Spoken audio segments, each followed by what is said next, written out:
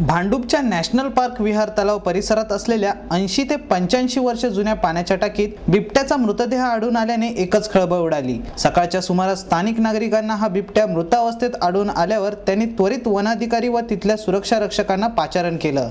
जल विभागाच्या अखत्यारीत असलेल्या या टाकीवरील संरक्षक भिंतींना भगदाड पडले असून रात्रीच्या वेळी अंदाज न आल्याने या बिबट्याला आपला जीव गमवावा लागला असा अंदाज स्थानिक नागरिक व्यक्त करत आहेत। दरम्यान 30 ते 35 वर्ष या टाकीचा वापर होत नसल्याने या टाकीला कचरा कुंडीचं स्वरूप प्राप्त झालं आहे। त्यावर असलेल्या संरक्षक भिंतींची दुरावस्था झाल्याने याआधी या टाकीत जनावरं पडल्याची घटना घडली होती। याची दखल घेऊन या विभागातील नगरसेवक रमेश कोरगावकर यांनी ही पाण्याची टाकी त्वरित जमीनदोस्त करण्याचं आश्वासन दिलं।